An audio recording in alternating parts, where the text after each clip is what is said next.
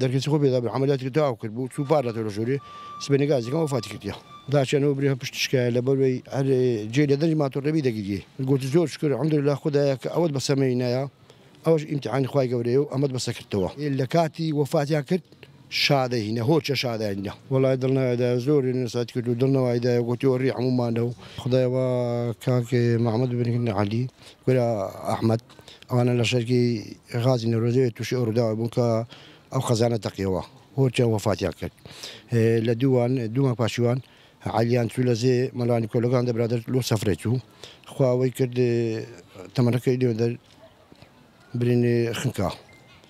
لباشا بي كاك وليد يجي ليرا سرق اشتبا توشي عاد زيبو ماتور لغير او ساري توشو كارساتبو خويا برامر مال ارسلان بايزيبو زاديك نقش تبا ما مكي بس سير راجيبو لبلو قلت نفر دوري عندها قلت كذا دار تخون كبي قلت يوم قلت كاك تخون مكوا قلت كاك براز ما كنت تخون كوا وشيد هو كنت مشاكل وليده قلت كاك وبراز ما كان باري كان قلت كوبارم كنت بردم كبردي له تواريو بخوي اواني بالكليو شتيني ما ابو سري برق من نزيبو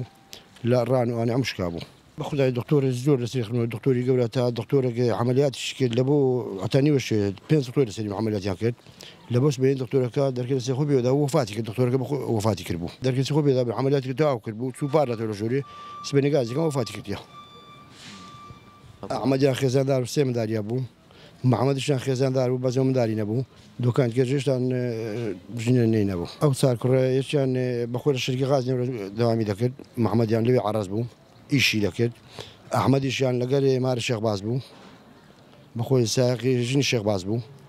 علي شان لو شركة لقى وليد لو شركة بنا وليدي لبي إيشان لكن وليد ينس كردي بو أو كذا لقى إيشنا شركة ذيك اللي بندر خدا شكرا لأخوي بزاد بي داش أنا وبريها باش تشكى لبوي على جيل درج ما تربي دقيقة براسي زور متاثر لجدي بابي شام متاثر بس بابي حتى ردك باش ولا بابي او ايمانك خويا يقول اي شيء ايمان داتي بس خويا يقول ايمان داتي ايمانك بقول داتي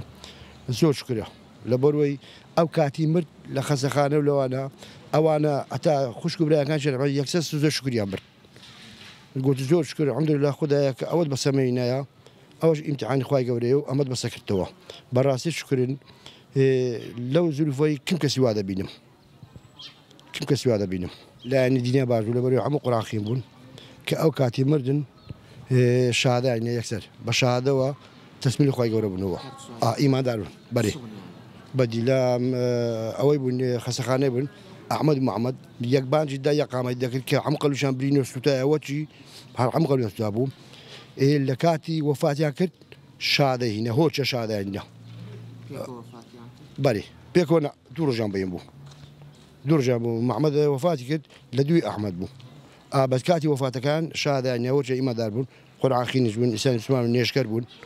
اخر كتزور رجلي راسي بو هر الدنيا عمو ادي علي علي جو ولا زي اوجن يشكر بو لبوي لكاتي اوي دزنيش بو بدزنيش بو كملاني كد بدزنيش بو زوا خوي قبره بديو له خوي ابيش قرعه خين بو ابيش قرعه خين بو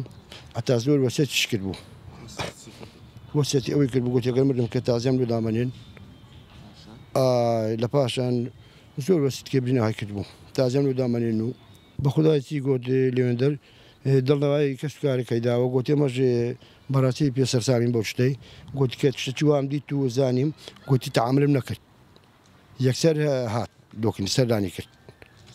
بري والله ضلنا هذا زور الناس كتو ضلنا هذا قلت وري عموما انه إيه ما جد مرينو حدث يبنى عدو براسي فراموشش ديني